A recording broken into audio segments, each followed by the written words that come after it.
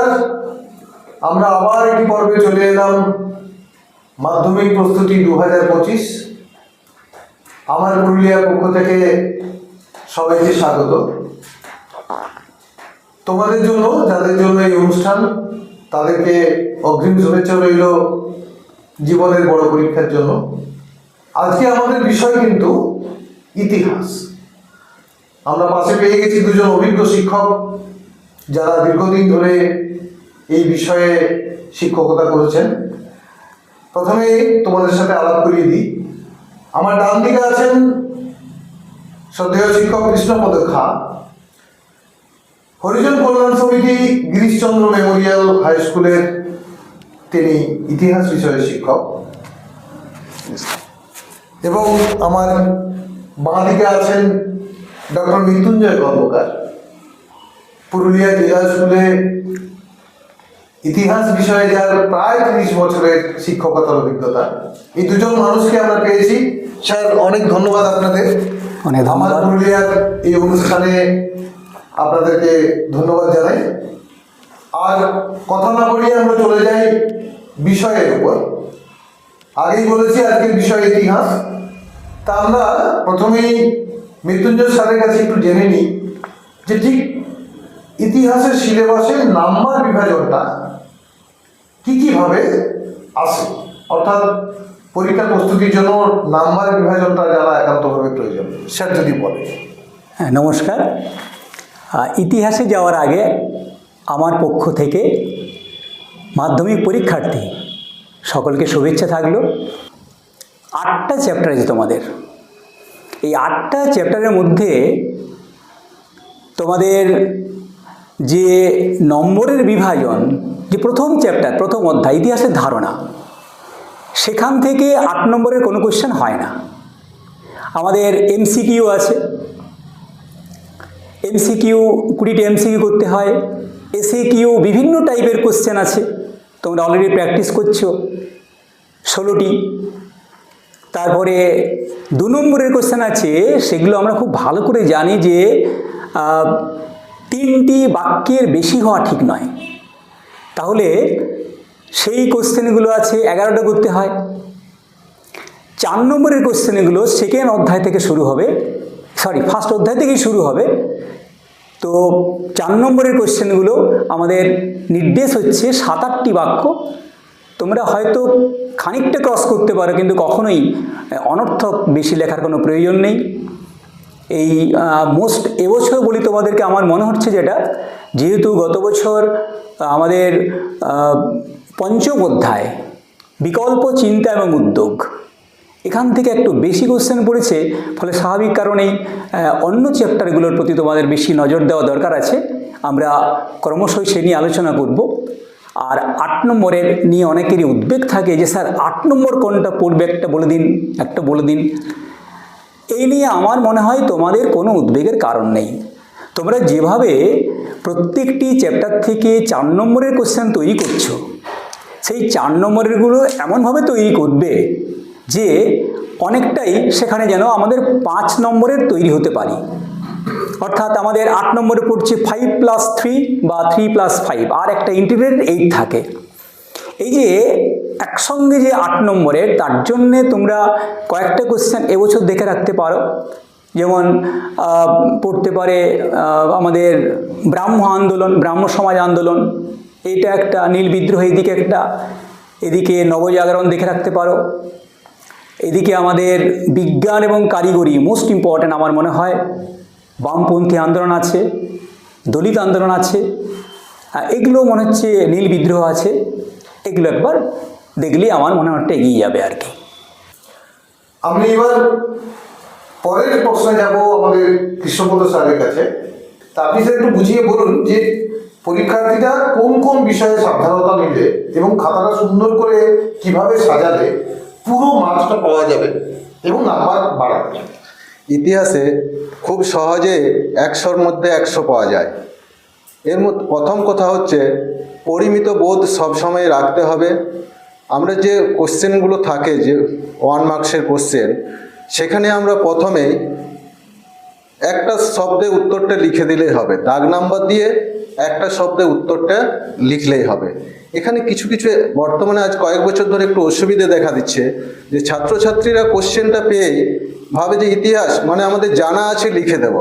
কিন্তু দেখা যাচ্ছে কয়েক বছর 2-4টে প্রশ্ন তাদেরকে একটু ভাবনা চিন্তা করে উত্তর দিতে হচ্ছে।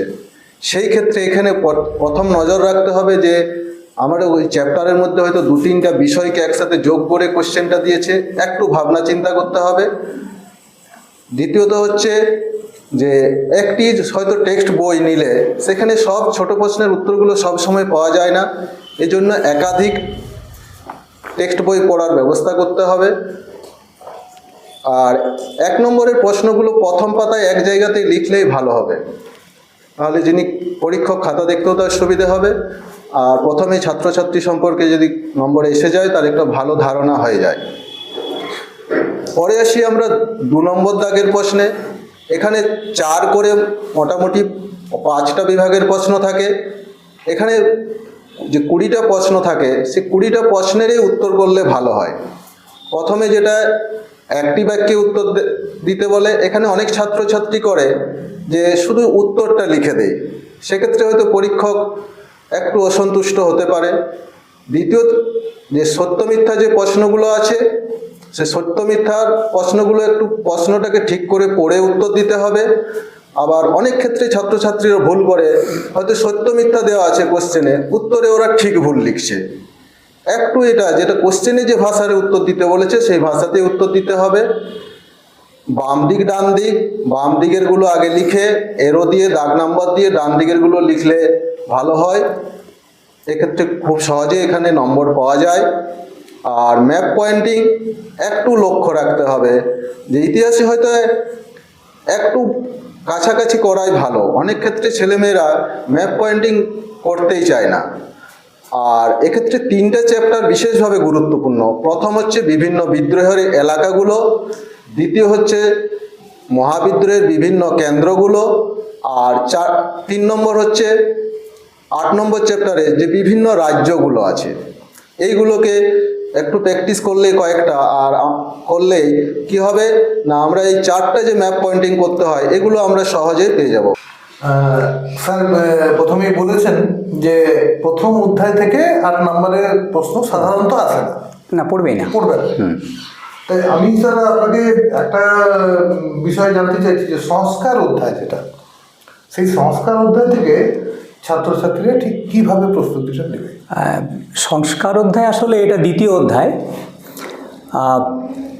এই বছর যেটা বলছি আমরা, ছেলেপুলেরা যেটা করে আর কি, সংস্কার অধ্যায় থেকে যেমন খুব গুরুত্বপূর্ণ কোয়েশ্চেন এবছর রয়েছে যেগুলো, সেগুলো হচ্ছে কলকাতা মেডিকেল কলেজ সিএমসি আছে, ব্রাহ্ম সমাজ আন্দোলন, ইয়ং বেঙ্গল মুভমেন্ট আছে, এবং এদিকে হুতুম পেচার নকশা, গ্রাম বার্তা প্রকাশিকা, হিন্দু প্যাট্রিয়ট। আবার শিক্ষার প্রসারে আছে প্রাচ্য পাশ্চাত্য দ্বন্দ্ব আছে, খুব ইম্পর্ট্যান্ট এবছর। আর একটা হলো শিক্ষাক্ষেত্রে, অর্থাৎ আমাদের রাধাকান্ত দেব, রাজা Rammohan Roy, Bethune, drink water Bethune, এবং এদের সব অবদানগুলো, ডেভিড হেয়ার, এদের অবদানগুলো করলে আমার মনে হয় অনেকগুলোই কমন পাবে তোমরা। কিন্তু যে সমস্যাটা দাঁড়ায় সেটা হচ্ছে যে এই যে কোশ্চেনগুলো আমাদের এখানে 1 নম্বরের, আমরা তো দেখলাম যে স্যারও বলছেন যে সত্যি 100 পাওয়া যায়, তার প্রমাণ আমাদের পুরুলিয়াতে রয়েছে। তো 100 পাওয়ার জন্য যে প্রস্তুতিটা, সেটা একবারই খাতার প্রথম থেকে, অর্থাৎ 1 নম্বরগুলো এমসিকিউ থেকে শুরু, সেখানে একদম পারফেকশনের চূড়ান্ত লেভেলে থাকলেই সেটা সম্ভব। খাতা কীভাবে সাজাতে হয় আমাদের স্যার বলেছেন, আমি সেই জায়গায় যাচ্ছি না। কিন্তু যে জায়গাটা গুরুত্বপূর্ণ, যে এখানে আমরা যেমন ধরুন পড়ে গেল মিকল এ মিনিট কি, তো ছেলে পেলে শুরু করলো অন্যভাবে আর কি, পরীক্ষায় পড়লো মিকল এ মিনিট কি এবং গুরুত্ব কি। এই দুটো কোশ্চেনের উত্তর কিন্তু পুরো আলাদা একবারে। কীরকম, মিকল এ মিনিট কি যদি বলি আমরা, তাহলে মানে আমরা লিখব 3টে সেন্টেন্স। খেয়াল রাখতে স্টুডেন্টকে যে আমি কোনো মতেই 3টে সেন্টেন্সের বেশি লিখবো না। তাহলে 3টে সেন্টেন্সে আমি ভাগ করবো কী করে না, মেকলে মিনিট, কখন এবং কে। অর্থাৎ 1835 খ্রিস্টাব্দে জিসিপিআই এর প্রেসিডেন্ট অর্থাৎ জনশিক্ষা কমিটির প্রেসিডেন্ট ববিংটন মেকলে, তিনি গভর্নমেন্টের কাছে, সরকারের কাছে, বেন্টিংয়ের সরকারের কাছে যে শিক্ষা প্রতিবেদন দিচ্ছেন সেটাই হলো মেকলে মিনিট। সেকেন্ড ফেজে দেখাবো আমরা যখন পরীক্ষায় পড়বে বলতে কি বুঝো বা কি জানো, তখন ফার্স্ট পেজে আমরা লোকেট করব কোশ্চেনটা, কোথাকার কোশ্চেন কোথার আনসার হয়ে গেল।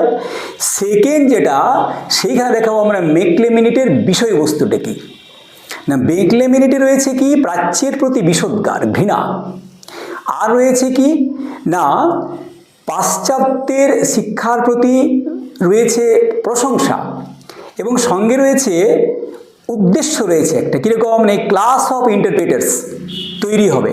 কেমন ক্লাস তৈরি হবে না রক্তে মাংসে হবে ভারতীয়, মেধা রুচিতে হবে ইংরেজ। ফলে মেকলে মিনিট যে বলছি আমি, সেই মিনিটের প্রথম লাইন হয়ে গেল, তাহলে কে কখন তার পরিচয় পেলাম। সেকেন্ড যে প্যারাটা বলছি আমি তার বিষয়বস্তু, আর থার্ড প্যারায় আমরা লিখতে পারি, তাহলে তিনটে সেন্টেন্স হবে। থার্ডে লিখব আমরা যে মেকলে মিনিট সরকারি সিলমোহর দিল 1835 খ্রিস্টাব্দের 7ই মার্চ। তাহলে কংক্রিট একটা আনসার, একবারে বেশি হলো না, আমার সময় নষ্ট হবে না, ফলে আমি লিখলাম। এখন পড়ে গেল মেকলে মিনিটের গুরুত্ব কী, তার উত্তর কিন্তু আলাদা প্যাটার্ন। তাহলে আমাদেরকে একদম মানে অঙ্কের মতো একবারে যখন পড়লো ডিফাইন করো বলতে কী বোঝো, তার উত্তর লিখলাম আলাদা। যখনই গুরুত্ব পড়ে গেল সবসময় চেষ্টা করব আমরা যে অন্তত যেন দুটো পয়েন্ট দিতে পারি আমরা। মেকলে মিনিটের গুরুত্ব কী না, গুরুত্ব একদম আমরা প্রথমে লিখে দিলাম 1835 খ্রিস্টাব্দে মেকলে তার বেন্টিংকে সরকারকে মেকলে মিনিট দিলেন। এটি খুব গুরুত্বপূর্ণ এই কারণে কি, নাম্বার 1। নাম্বার 2, দুটি পয়েন্ট পরিষ্কার একবারে নিজের মতো করে মানে সুন্দরভাবে পয়েন্ট করা যেতে পারে। 1 নম্বর হচ্ছে কি না প্রাচ্য পাশ্চাত্য দ্বন্দ্বের অবসান। 1813 খ্রিস্টাব্দে সনদ আইনে লক্ষ টাকা যে বরাদ্দ হয়েছিল, সেই অর্থ কোন খাতে ব্যয় হবে, প্রাচ্য না পাশ্চাত্য, এই জায়গাটা পরিষ্কার হয়ে গেল, পাশ্চাত্য খাতে ব্যয় হবে। মেকলে মিনিট স্পষ্ট করল সরকারের অধিগ্রহণের সঙ্গে সঙ্গে। ঠিক এইভাবে আমরা দুটি পয়েন্ট দেব, তার বেশি দেওয়ার প্রয়োজন নেই, তাহলে আমাদের 2 নম্বর পাওয়া সুবিধা এখানে।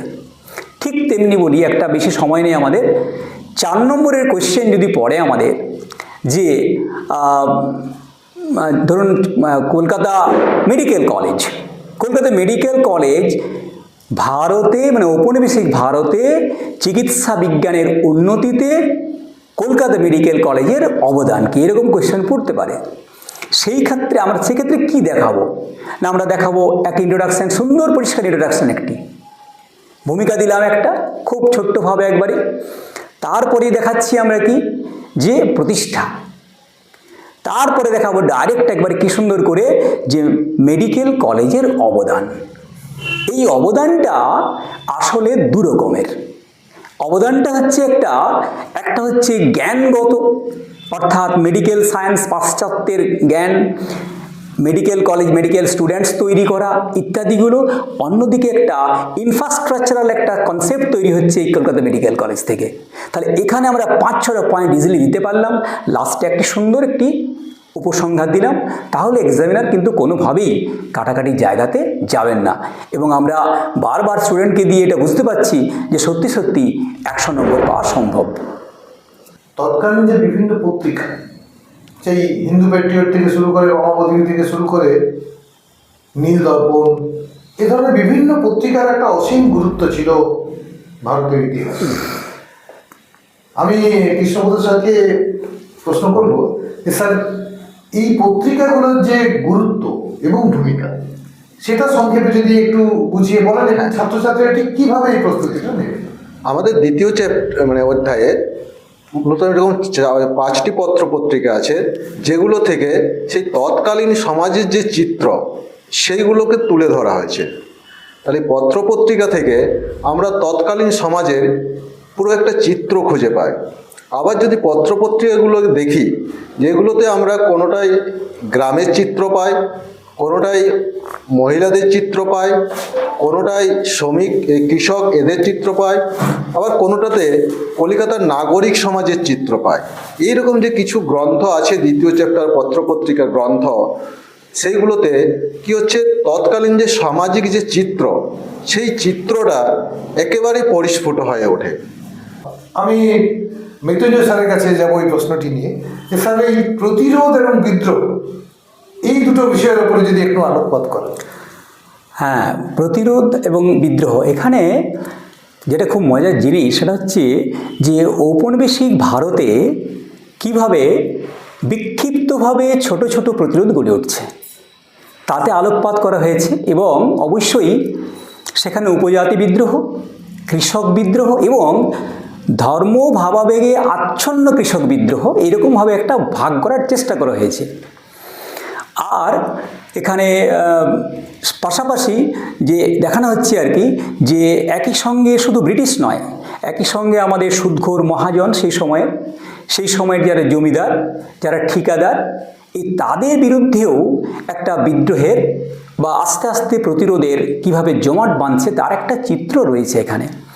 তো এই বছর 2024-এর কথা বলছি আমি, মানে 25 যারা মাধ্যমিক দেবে তাদের জন্যে একটা খেয়াল রাখা উচিত যে সবচেয়ে গুরুত্বপূর্ণ এবছর সন্ন্যাসী ফকির বিদ্রোহ একটা আছে, রয়েছে সাঁওতাল বিদ্রোহ, রয়েছে মুন্ডা বিদ্রোহ।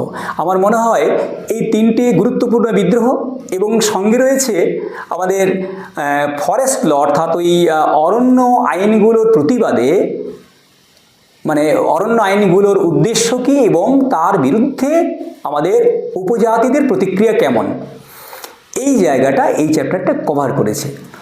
এখন এইখানে প্রস্তুতির যে বিষয়টা সেটা হচ্ছে, যেহেতু বলছি আমি যে সিঙ্গেল মার্কসের তো কোশ্চেন আমরা তৈরি করছি বিভিন্নভাবে, 2 মার্কসের যে কোশ্চেন্সগুলো এইখানে ধরুন 3 কাঠিয়া প্রথা, যদি আমরা ধরি একটা উদাহরণ দিই, বলছি শব্দ বলা সম্ভব নয় তোমাদের পক্ষে এই সময়, আমাদের লিমিটেড সময়, ফলে ধরো 3 কাঠিয়া প্রথা পরীক্ষায় পড়লো। 3 কাঠিয়া প্রথার কি, 3 কাঠিয়া প্রথার গুরুত্ব কী, 3 কাঠিয়া প্রথা কখন কীভাবে অবসান ঘটলো, আমাদের এই 3টে কোশ্চেন যদি করে রাখতে পারি আমরা, আমাদেরকে আর কিন্তু কেউ আটকাতে পারবে না।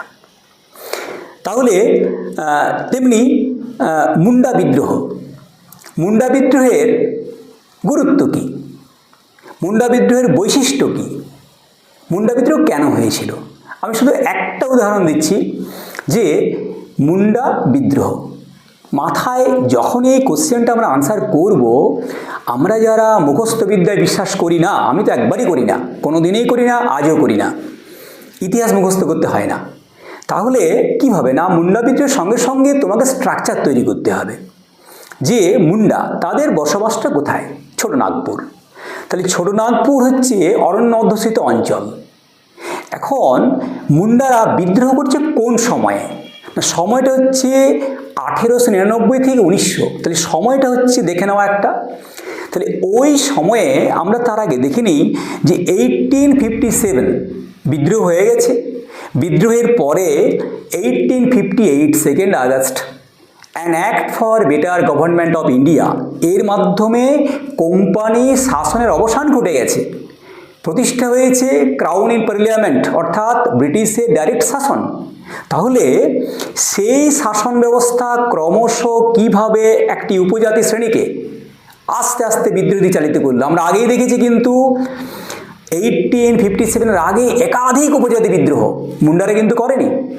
তাহলে মুন্ডাদের ক্ষেত্রে বিশেষ কারণ কি, এই জায়গায় আমরা এক্সামিনার যারা তারা খোঁজার চেষ্টা করি যে মুন্ডারা কেন এত পরে বিদ্রোহ করলো, এই জায়গাটা ভাবছি না কেন। আমরা দেখেছি বিভিন্ন বইটইগুলোতে এই জায়গাগুলো গুরুত্ব দেওয়া নেই। ফলে সাধারণ কারণ যেগুলো দেখো, যে ভূমি বন্দোবস্তের ফলে ওদের চিরাচরিত খুঁতকাটি প্রথার অবসান ঘটে গেছে, ক্রমশ আধুনিকীকরণ। খুব মজার জিনিস যেটা, সেটা হচ্ছে যত বাণিজ্যায়ন এবং আধুনিকীকরণ, এই দুটোর কারণে মুন্ডাদের ছোটনাগপুর অঞ্চলটাতে ব্রিটিশদের যে এনক্রোচমেন্ট বিভিন্নভাবে ঘটছে, সেইটা হাইলাইট করা প্রয়োজন আছে। বেতবেগারি প্রথা, খ্রিস্টানরা ঢুকছে সেখানে, ধর্মান্তরিত করছে। 1878-এ সেকেন্ড ফরেস্ট ল পাস হয়ে গেছে, মোস্ট কম্প্রিহেন্সিভ অ্যাক্ট পাস হয়ে গেছে সেই সময়ে। ফলে সেখানে অরণ্যকে 3টে ভাগ করে দেওয়া হয়েছে, হ্যাঁ, রিজার্ভ, প্রোটেক্টেড আর local forest, non classified forest. ফলে ঔপনিবেশিক শাসনের যে ট্রেনটা হচ্ছে দেম, অ্যাকচুয়ালি এই ট্রেনটাই turn them towards revolution, towards rebellion. এই জায়গাটা স্ট্রেস দিতে হবে, এই জায়গাটা হলেই কি হবে, এক্সামিনার পড়ে খুশি হবে। এবং লাস্টে 4-5টা পয়েন্টস তাহলে হয়ে গেল আমাদের। তারপরে চলে আসছি আমরা একটা উপসংহার, যে উপসংহারে দেখাচ্ছি আমরা যে 1857 যে কথা বললাম আমি, যে 57-এর আগেই উপজাতিরা কিন্তু বিক্ষোভ দেখাচ্ছে, মুন্ডারা পরে, এবং সেই পরের পিছনে রয়েছে অবশ্যই কমার্শিয়ালাইজেশন এবং মডার্নাইজেশন এর প্রভাব। তাহলে এইভাবে মুন্ডা বিদ্রোহ আমরা লিখতে পারবো, খুব ইম্পর্ট্যান্ট। সাঁওতাল বিদ্রোহ যেমন পড়ে গেল দামিনী কোহ কি, তাহলে দামিনী কোহ এরিয়া ঠিক করলাম আমরা কোন জায়গাটা, কখন দামিনী কোহ তৈরি হলো, কিন্তু পরীক্ষায় পড়ছে দামিনী কোহ কি। তাহলে আজকে আমাদের দামিনী কোহ লিখতে হচ্ছে কেন, যখন যদি পড়ে যে দামিনী কোহ কি, ভাবতে হবে আমাদেরকে যে এর হিস্টোরিক্যাল পার্সপেক্টিভটা কী।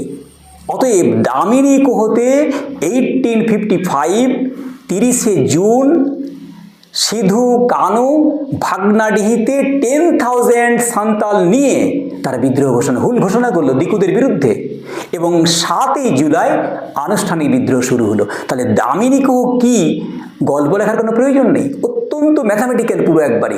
ফলে এই জায়গাতে স্ট্রেস দিলে আমার মনে হয় নাম্বারের জায়গাগুলো ঠিক থাকবে। আমি কৃষ্ণপদ স্যারের কাছে যাব। স্যার, এই সংঘবদ্ধতার যে গোড়ার কথা, সেটা যদি একটু বলেন তাহলে ছাত্রছাত্রীরা সমৃদ্ধ হবে মনে হয়। হ্যাঁ, আমরা ব্রিটিশদের কাছে পাশ্চাত্য শিক্ষায় শিক্ষিত হই। প্রথমে কিছু বিক্ষোভ বিদ্রোহ দেখা দেয়, আস্তে আস্তে আমরা ভারতবাসীরা নিজেদেরকেই সংঘবদ্ধ করতে শুরু করি। প্রথমে একটা হয়তো বেশ কিছু এখানে আমরা একটা আন্দোলন হয়, যেটা 1857 খ্রিস্টাব্দের বিদ্রোহ নামে পরিচিত। তারপর আমরা বেশ কিছু সংগঠন গড়ে তুলি এবং আমরা বেশ কিছু জাতীয় সংস্থাও গড়ে তুলি। এইভাবে আস্তে আস্তে কি হচ্ছে না, ব্রিটিশ শাসনের বিরুদ্ধে প্রাথমিক অবস্থায় আমরা কিছুটা সংঘবদ্ধ হয়ে যাই। এবছর মহাবিদ্রোহ যে আছে প্রথমেই, এটা একটা খুবই ইম্পর্টেন্ট টপিক। এখান থেকে এটা 8 নম্বরেও প্রশ্ন আসতে পারে, মহাবিদ্রোহের প্রকৃতি। আর বেশ কিছু 2 মার্কসের কোশ্চেনও এখান থেকে আসে। এনফিল্ড রাইফেল কি, মহারানী ঘোষণাপত্র কি, মহারানী ঘোষণাপত্রের উদ্দেশ্য কি, আর যে বিভিন্ন সংস্থাগুলো 1836, 1838, 1836 খ্রিস্টাব্দে বঙ্গভাষা প্রকাশিকা সভা, 1838-এ জমিদার সভা এবং 1876-এ ভারত সভা, এই যে সংস্থাগুলো গড়ে উঠেছে, এদের রাজনৈতিক কার্যক্রম, এদের উদ্দেশ্য, এগুলো অনেক সময় 2 মার্কস এবং 4 মার্কসের কোশ্চেন আসে।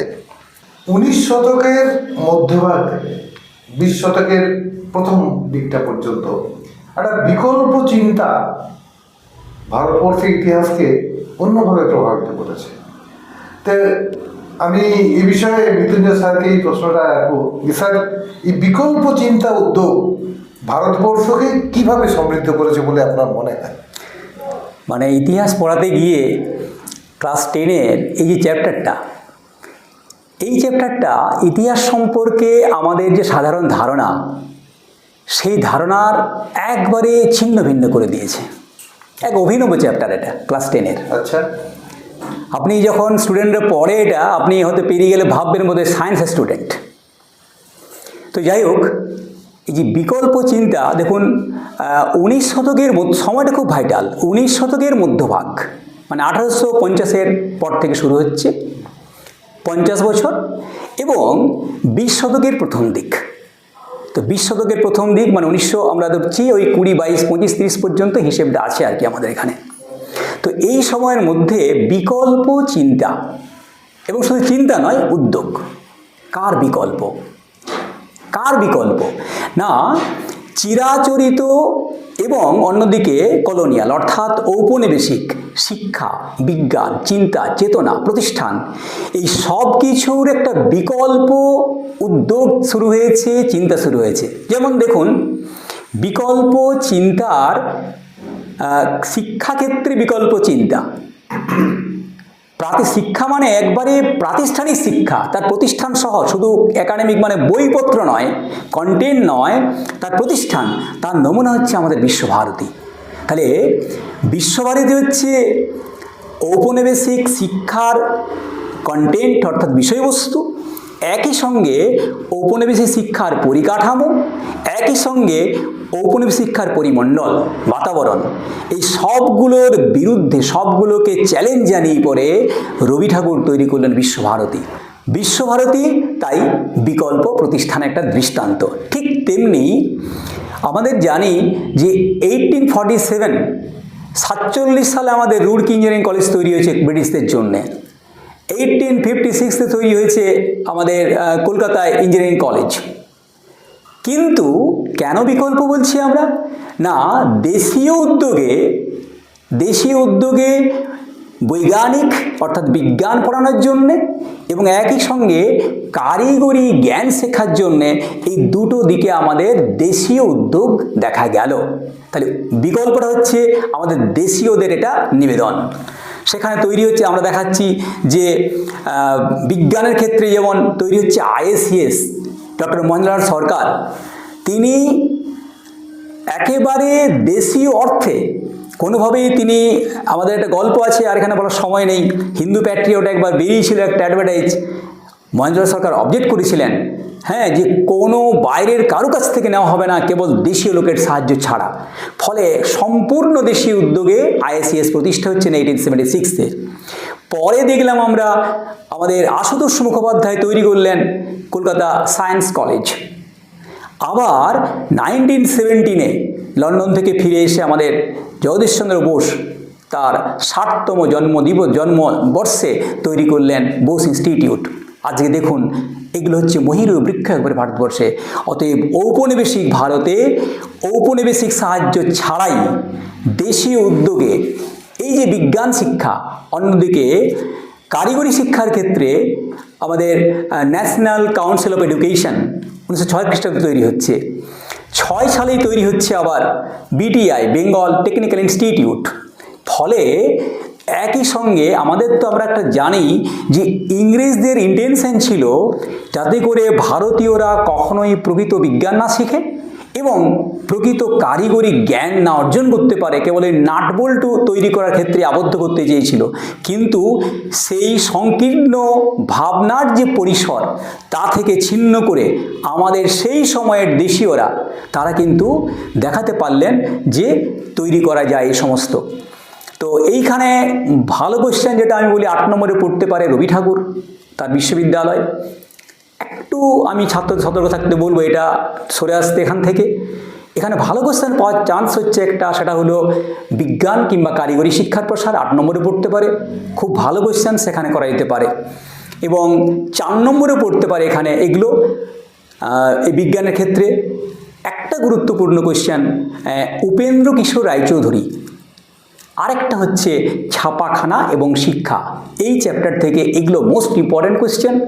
ফলে এগুলো যদি গুরুত্ব দেওয়া যায় তাহলে আমার মনে হয় এগুলো খুব স্কোরিং কোশ্চেন। আবার ছাপাখানা এবং শিক্ষা বিস্তার ভীষণ স্কোরিং কোশ্চেন, এই কারণে সুন্দর পয়েন্টস দিয়ে লেখানো সম্ভব। আবার উপেন্দ্র রায়চৌধুরী যেটা, তার ফাইন নোট একবারে খুব সুন্দর একবারে, হ্যাঁ, যেমন খুব পয়েন্টসগুলো ক্লিয়ার একবারে, যেমন হাফটোন প্রিন্টিং, হাফটোন ব্লক তৈরি, প্রসেস, রঙিন মুদ্রণ, হ্যাঁ, তারপরে ফটোগ্রাফিতে প্রযুক্তির জন্যে পুত্র সুকুমারকে ইংল্যান্ডে প্রেরণ, প্রযুক্তি জ্ঞান, হ্যাঁ, ফলে যে পত্রপত্রিকা প্রকাশ, সব মিলেমিশে যদি পয়েন্টসগুলো একটা একটা করে দিতে পারি আমরা, লাস্টে একটি উপসংহার দিতে পারলে আমার মনে হয় না কাটার কোনো জায়গা থাকছে, এটা আমরা দেখতে পাচ্ছি আর কি। ফলে খুব যত্ন নিয়ে চ্যাপ্টারটি দেখবে। এইগুলোই মাত্র কয়েকটা কোশ্চেন করলেই তোমাদের পাওয়ার খুব চান্স আছে। ঠিক, ওকে। শ্রমিক, কৃষক বা বামপন্থী আন্দোলনের একটা বড় ভূমিকা আছে। সেক্ষেত্রে এই জাতীয় আন্দোলনের ভূমিকাটা ছাত্রছাত্রীরা কিভাবে তুলে ধরে? হ্যাঁ, আমাদের ক্লাস 10-এর ইতিহাসের মূল বিষয় হচ্ছে নতুন সামাজিক ইতিহাস, যেটা 1960-এর দশকে শুরু হয়েছে। এখানে যে ইতিহাসটা শুধু উচ্চবিত্ত বা রাজা রাজাদের বিষয় নয়, এখানে উদ্দেশ্যই হচ্ছে যে শ্রমিক, কৃষক, সাধারণ মানুষ, বামপন্থী প্রত্যেকের বিষয়কে ইতিহাসে স্থান দেওয়া। কারণ জাতীয় আন্দোলন আমাদের পরিচালিত হয়েছে কেবলমাত্র উচ্চবর্গীয় বা মধ্যবিত্তদের দ্বারা নয়, যে সেই জাতীয় আন্দোলনে শ্রমিক, কৃষক এবং বামপন্থীরা অংশ নিয়েছে, সেইগুলো এখানে তুলে ধরা হয়েছে। এবং আমাদের ভারতবর্ষের ইতিহাসে 4টা মূল আন্দোলন, বঙ্গভঙ্গ বিরোধী আন্দোলন বা স্বদেশী আন্দোলন, অসহযোগ আন্দোলন, আইন অমান্য আন্দোলন এবং ভারত ছাড়ো আন্দোলন, এই 4টা আন্দোলনে মানে শ্রমিকদের কি ভূমিকা ছিল, কৃষকদের কি ভূমিকা ছিল, বামপন্থীদের কি ভূমিকা ছিল, এইগুলো তুলে ধরা হয়েছে। এদের প্রত্যেকের কথা, যে তারা কিভাবে স্বাধীনতা আন্দোলনে অংশগ্রহণ করেছে, বিশেষ করে 4টা আন্দোলনে, এই বিষয়টা আমাদের এই 6 নম্বর অধ্যায়ে তুলে ধরা হয়েছে। তার সাথে এই যে আন্দোলনগুলো পরিচালিত করতে গিয়ে তারা যে সংস্থাগুলো গড়ে তুলেছিল বা যে সংস্থাগুলো গড়ে তোলা হয়েছে, সেই সংস্থার কথা এই 6 নম্বর অধ্যায়ে আলোচনা করা হয়েছে। একইভাবে নারী, ছাত্র ও প্রান্তিক জনজাতির যে জাতীয় আন্দোলন, স্যারের কাছে জানতে চাইব ওই ব্যাপারটা, যে এই বিষয়টা ছাত্রছাত্রীরা ঠিক কীভাবে গুরুত্ব দেবে বা প্রস্তুতি নেবে। দেখুন কি সুন্দর সিলেবাস সাজানো হয়েছে। আমরা এই 6th অধ্যায় যেটা আমাদের, সেখানে দেখালাম যে আমরা কৃষক, শ্রমিক এবং বামপন্থী একটি স্বতন্ত্র ধারা একটা। অন্যদিকে পরের চ্যাপ্টার দেখছি আমরা ছাত্র অর্থাৎ স্কুল কলেজ পড়ুয়া, দেখাচ্ছি আমরা নারী এবং দেখাচ্ছি আমরা প্রান্তিক জনজাতি। অর্থাৎ আপনি এরপরে দেখুন দুটো চ্যাপ্টারে যোগ করেন, তাহলে দেখুন যে জাতীয় যে আন্দোলনগুলো আমাদের, সেই আন্দোলনে কি সুন্দর কৃষক, শ্রমিক, বামপন্থী, অন্যদিকে ছাত্র এবং নারী এবং প্রান্তিক জনজাতি। তাহলে স্যার যেটা বলছিলেন অত্যন্ত দারুণ কথা একবারে, যে ইতিহাসের যে মানে ইন্টারপ্রিটেশন, সেটা যে পুরো চেঞ্জ হয়ে গেছে একবারে, হিস্ট্রি ফ্রম বিলো। তাহলে আমরা এই যে প্রবণতা ছিল আমাদের, যে আগে কেমন পড়তাম আমরা, অহিংস অসহযোগ সম্পর্কে লিখো, আইন অমান্য সম্পর্কে লিখো, ভারত ছাড়া সম্পর্কে লিখো। এখন এই কনসেপ্ট থেকে বেরিয়ে এসে একটা আন্দোলনে একটা শ্রেণীর ভূমিকা কি, সেইটা ভীষণভাবে ফোকাস করা হয়েছে। ফলে যেমন এটা আমাদের পড়াতে গিয়েও ভালো লাগে, আমার মনে হয় প্রত্যেকটি বিদ্যালয়ের ছাত্রছাত্রীদের পক্ষেও এটা বোঝা, শোনা দুটোই খুব ইন্টারেস্টিং হয়। এই চ্যাপ্টারের ক্ষেত্রে আপনাদেরকে যেটা ছাত্রদেরকে আমি বলতে চাইছি, সেটা হচ্ছে এখানে ছাত্রদের কোনটা পড়বে ঠিক নেই, কঠিন, ওই জন্য আমরা ছাত্রগুলোর থেকে কোনটা তোমরা শর্ট কোশ্চেন্সগুলো করার চেষ্টা করবে। আর নারীর ক্ষেত্রে বলবো আমি একটু বেশি স্ট্রেস দেবে বছর, যেমন প্রথম অধ্যায়ে যেমন নারীর ইতিহাসটি গুরুত্বপূর্ণ, তার তাৎপর্যটা গুরুত্বপূর্ণ, তেমনি আমরা এই অধ্যায়ে নারীর যে কটি নোট আছে আমাদের, অর্থাৎ বঙ্গভঙ্গ বিরোধী আন্দোলনে নারীর ভূমিকা ভীষণ গুরুত্বপূর্ণ একবারে। তারপরে হচ্ছে অহিংস অসহযোগে এবং আইন অমান্যে নারী এবং ভারত ছাড়াও নারী। তো আমি একটা শুধু রেফারেন্স দেব যে কিভাবে লিখবে তোমরা। ধরো বঙ্গভঙ্গ বিরোধী আন্দোলনের নারী, ছোট্ট একটি ভূমিকা দেবে। বঙ্গভঙ্গ হচ্ছে গভীর জাতীয় বিপর্যয়। আমাদের সুরেন ব্যানার্জি বলেছেন, পারলেই টার্মটা ব্যবহার করলে। হ্যাঁ, তারপরেই বেঙ্গলি পত্রিকায় তিনি বলেছেন এটা। এবং দেখাবো লর্ড কার্জন যে বাঙালির যে সেন্টিমেন্ট, তাকে প্রতিহত করে, তাকে অবজ্ঞা করে বাংলা ভাগ করলেন 1905 খ্রিস্টাব্দে। 19শে জুলাই ঘোষণা করলেন এবং 16ই অক্টোবর কার্যকর করলেন। ফলে বাংলা বিভক্ত হলো। তার প্রতিবাদে নারীরা কেমন ভূমিকা নিল এবং সেই নারীর ভূমিকার চরিত্রটা কী, কেমন নোট লিখবো আমরা, তৈরি করবো কীভাবে, কোনো মুখস্থের প্রয়োজন নেই, বারবার বলছি আমি। নারীর দেখাচ্ছি আমরা যে কীভাবে মানে মনে রাখবো কী করে না, বঙ্গভঙ্গ বিরোধী আন্দোলনের আসল স্রোতগুলো কী কী না, আসল স্রোত হচ্ছে স্বদেশী, আসল স্রোত হচ্ছে বয়কট, আসল স্রোত হচ্ছে জাতীয় শিক্ষা, আসল স্রোত হচ্ছে স্বরাজ অর্জনের সাধনা, এই হচ্ছে মূল স্রোত। তাহলে আমরা দেখাবো এই স্রোতগুলোতে, এই কর্মসূচিগুলোতে নারীর অংশগ্রহণ কেমন ছিল এবং কোন কোন নারীর বিশেষ নাম কয়েকটা মনে রাখা।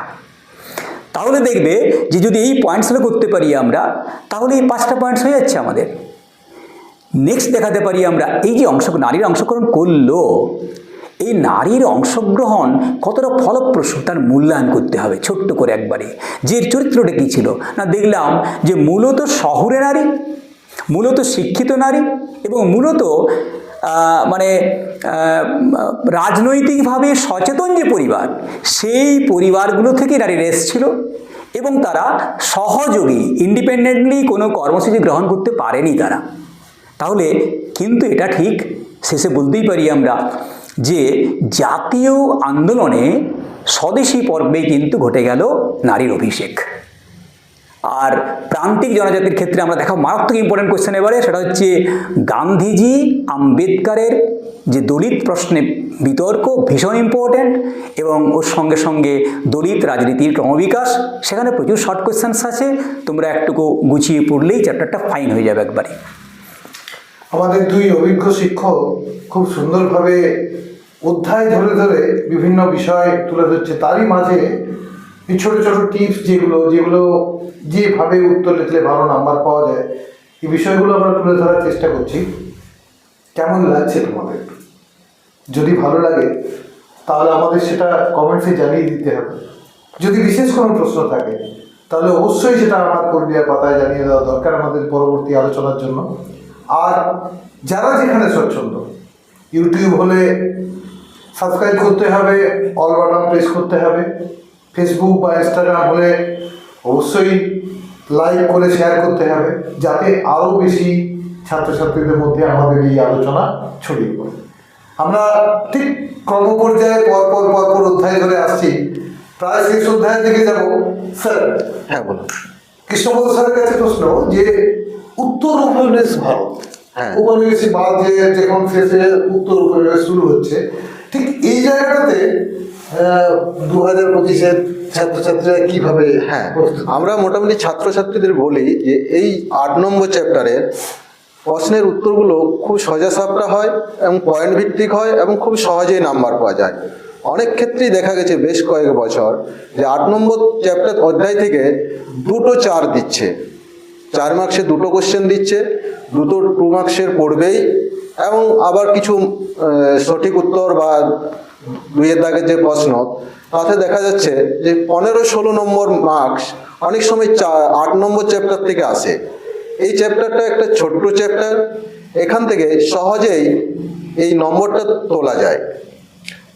8 নম্বর চ্যাপ্টারে যে বিষয়, যে আমাদের 1947 খ্রিস্টাব্দে ভারতবর্ষ স্বাধীন হয়েছে, তারপর যে ভারতবর্ষ বিভক্ত হয়ে গেল এবং সেখানে যে দেশীয় রাজ্যগুলো ছিল, সেইগুলো কিভাবে বেশিরভাগ রাজ্য ভারতের মধ্যে এলো, গুটি কয়েক রাজ্য কি পাকিস্তানে গেল, সেটা আমাদের বিশেষ আলোচনার বিষয় নয়। আমাদের মূল বিষয় এখানে যে বল্লভভাই প্যাটেল কিভাবে দেশীয় রাজ্যগুলোকে ভারতভুক্তি ঘটালো, তার সাথে যে 3টা মূল রাজ্য কাশ্মীর, হায়দ্রাবাদ এবং জুনাগড়, এইগুলো কিভাবে ভারতের মধ্যে এলো, আমাদের সংক্ষেপে জানতে হবে ফরাসিদের উপনিবেশগুলো কিভাবে ভারতে যুক্ত হলো এবং পর্তুগিজদের উপনিবেশগুলো কিভাবে ভারতে যুক্ত হলো।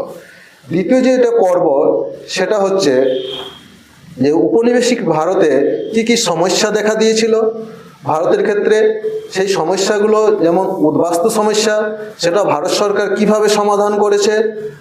আর এখানে আছে যে আত্মজীবনী স্মৃতিকথায় কিভাবে দেশভাগ স্থান পেয়েছে, এবং পরবর্তী সময়ে যেটা আছে কিভাবে ভাষাভিত্তিক রাজ্যগুলো পুনর্গঠিত হলো। তো এক্ষেত্রে বেশিরভাগ ক্ষেত্রে প্রশ্নগুলো এসে যায় দেখেছি, কিভাবে কাশ্মীর বা হায়দ্রাবাদ ভারতভুক্ত হলো, এবং বিভিন্ন যে ভারত কমিশন, সেই কমিশনগুলোর ভূমিকা, মানে কে সদস্য, সেগুলো কি কাজ করেছে, এরকমভাবে 8 নম্বর চ্যাপ্টার অধ্যায় থেকে বেশ কিছু প্রশ্ন আসে, যেগুলো উত্তর দেওয়া খুব সোজা। আমরা যদি সিলেবাসটার দিকে তাকাই, এত সুন্দরভাবে মধ্যশিক্ষা পর্ষদ আমাদের সাজিয়েছে সিলেবাসটা, একবারে সেই প্রাক স্বাধীনতা থেকে স্বাধীনতা উত্তর ভারতে বিভিন্ন বিষয়কে সন্নিবিষ্ট করা আছে এই সিলেবাসের মধ্যে। হ্যাঁ, এবং মাঝখানে বিভিন্ন বিষয় যেগুলো আছে সেগুলো অনেকটা বিজ্ঞানসম্মতভাবেই দেওয়া আছে, বিভিন্ন দিকগুলো উঠে আসে এটার মধ্যে। একদম। হ্যাঁ, ইতিহাসের ক্ষেত্রে স্যার একটা বড় হার্ডেলস আমার ছাত্র জীবনে মনে হয়েছে, আজকে এটা আপনাদের কাছে প্রশ্নটা রাখার ইচ্ছে খুব আমার, সেটা হচ্ছে যে এই বিভিন্ন সময় সাল সন এগুলো মনে রাখা এবং কোন সময় কোন বিদ্রোহ বা আন্দোলন তার ভূমিকা গুরুত্ব না হয় আলাদা কথা, কিন্তু এই সাল তারিখগুলো মনে রাখার কোনো বিশেষ কোনো ছোটোখাটো টিপস কিছু? যেমন বলি আপনাকে, যদি ইচ্ছে করি আমি যে মনে রাখবো, তাহলে স্টুডেন্ট কিন্তু মনে রাখতে পারবে। যেমন উদাহরণ দিচ্ছি আপনাকে, ধরুন মোবাইল নাম্বার দেখবেন যদি ইচ্ছে করি আমরা তাহলে কিন্তু মনে রাখতে পারি আমরা। তাহলে প্রথম দরকার সাল তারিখটা পড়ার মানে মনে রাখার জন্য প্রথম দরকার আমি মনে রাখবই সংকল্পটা দরকার প্রথম। দ্বিতীয়ত হচ্ছে যে সালটা আমি পড়ছি, ধরুন আমি এই জন্য বলছিলাম আপনাকে যে সাঁওতাল বিদ্রোহ, মুন্ডা বিদ্রোহ ইত্যাদি আমার মাথাতে প্রথমেই আনতে হবে এই স্ট্রাকচারটা যে আমি সাঁওতাল বিদ্রোহ পড়ছি। তাহলে সাঁওতাল বিদ্রোহ হচ্ছে 19 শতকের মধ্যভাগের ঘটনা। আমাকে আগে শতক অনুসারে একটা জায়গায় ফেলতে হবে। তাহলে যদি ফেলতে পারি আমি শতক অনুসারে যে সাঁওতাল বিদ্রোহ, এখানে সাঁওতাল বিদ্রোহ 30-এর দশকে আমার কি বিদ্রোহ হয়েছে, 40-এর দশক কোনো বিদ্রোহ আছে কি না। তেমনি দেখাবো আমরা বিজ্ঞানের ক্ষেত্রে। বিজ্ঞান আমরা প্রথমেই বলে দিয়েছি যে 19 শতকের শেষ থেকে দ্বিতীয়ার্ধ থেকে 20 শতকের প্রথম। তাহলে আমি ভাগ করে নিই যে 19 শতকের দ্বিতীয়ার্ধের এই পর্বটাতে আমার বিজ্ঞানের কি আছে না, আইএসিএস আছে, আর কিচ্ছু নেই, মানে মূলত বলছি প্রতিষ্ঠান। তাহলে আমি কোনো মতেই ভুলবো না 1876 একটা সাল, আমাকে ইচ্ছাও রাখতে হবে যে আমি মনে রাখবো। তেমনি চলে যাই আমি যে কারিগরি জ্ঞান, কারিগরি শিক্ষার ক্ষেত্রে আমাদের এখানে যে দুটি সাল মনে রাখতে চাই আমি, রাখা মানে কত সহজ দেখুন, যে বঙ্গভঙ্গ বিরোধী আন্দোলন 1905 খ্রিস্টাব্দ এবং 1905-এর প্রত্যুত্তরে হয়েছে আমাদের এই সমস্ত কারিগরি শিক্ষার থেকে স্বাধীন, মানে কারিগরি শিক্ষার ক্ষেত্রে স্বাধীন ভাবনার বিকল্প চিন্তার প্রসার।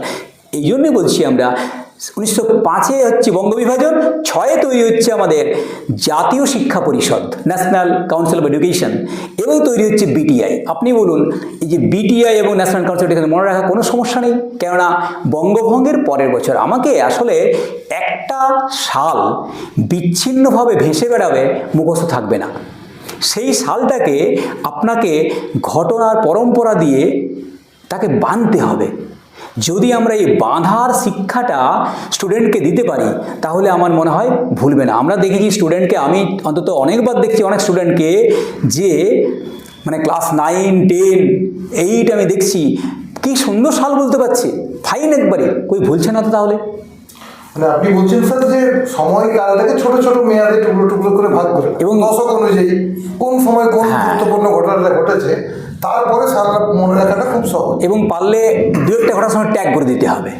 একরকম ভাবে স্যার একটা বিষয় যে বিষয়টা করে ছাত্রছাত্রীরা প্রস্তুতি নিচ্ছে সেখান থেকে 8 নম্বরের প্রশ্ন আসার সম্ভাবনা আছে, আবার সেটা 4 আসতে পারে, 2 আসতে পারে।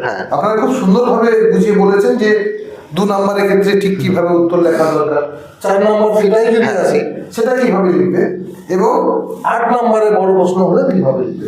খুব সুন্দরভাবে এগুলো আলোচনা হয়েছে, আশা করছি তোমাদের কাজে লাগবে।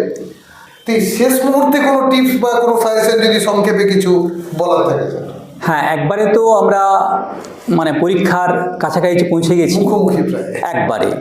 বাড়িতে যে কোশ্চেন ব্যাংক আছে সেই কোশ্চেন ব্যাংকের 2 দিনে বা 1 দিনের মধ্যে 3টে 4টে যার যেমন সম্ভব হবে একবার দেখে নেওয়া, সমস্ত উত্তর দেখে নেওয়া, এবং যদি 4টে দেখা হয় বা 5টা দেখা হয় তাহলে বাড়িতে মাকে বাবাকে বলা যে বাবা বা মা আমি এই 5টা পেজ তৈরি করেছি, এই 5টা পেজের মধ্যে একটা তুমি বেছে দাও। তাহলে মা বা বাবা একটা পেজ বেছে দিলেন, সেই পেজটা আমি বলবো যে সময়ে মাধ্যমিক আমাদের 11টা, সেই সময়ে বসে একদম নির্দিষ্ট সময়ে সৎভাবে পরীক্ষা দাও। এবং সেটা ক্রমাগতভাবে সমস্ত সাবজেক্ট বলবো আমি, যদি এইভাবে করো অন্তত বলতে পারি তোমার রেজাল্ট মানে ভীষণ ভীষণ ভালো হবে, কেউ আটকাতে পারবে না। স্যার যদি কিছু হ্যাঁ। যোগ করতে চান। একটু পুরনো যে বিষয়গুলো 8টা চ্যাপ্টারে বিভিন্ন বিষয়গুলোকে এই সময় তোমরা টেস্ট পেপার দেখে দেখে একটু ঝালিয়ে নাও, যে কোন প্রশ্নগুলো বেশি আসছে বা কিভাবে কিছু যে পুরো বিষয় নিয়ে প্রশ্ন, সাধারণ জ্ঞান থেকে কিছু কিছু ছোট প্রশ্ন চলে আসে তোমাদের সিলেবাসের মধ্যে, যেগুলো করতে একটু তোমরা ভাবনা চিন্তা করো। আমি দেখেছি যে প্রথম যে শর্ট টাইপের কোশ্চেনগুলো মানে সঠিক উত্তর, ওটা অনেকেই ভাবে যে আমি যেন 20টাই কমন পেয়ে যাই, কিন্তু একটু চিন্তা ভাবনা তোমরা করবে, দেখবে বিষয়টা তোমরা জানো। বাদবাকি বোধহয় তোমাদের যারা পুরো বিষয়টা একবার পড়ে নেবে, কোনো অসুবিধে হবে না। তোমাদের প্রতি শুভেচ্ছা রইল। অনেক শুভেচ্ছা। চাইবো অবশ্যই তোমরা সুস্থ থাকো এবং সুস্থ অবস্থায় তোমরা মাধ্যমিকের পরীক্ষার হলে সফলভাবে পরীক্ষা দিয়ে বেরোতে পারো, এই আকাঙ্ক্ষা থাকলো, এই কামনা থাকলো। আবার দেখা হচ্ছে পরবর্তী দিনে আরেক নতুন বিষয় নিয়ে। আজকের মতো আমার পুরুলিয়ার পক্ষ থেকে মাধ্যমিক প্রস্তুতি 2025-এর এই পর্বটি আমরা শেষ করছি। নমস্কার, ধন্যবাদ।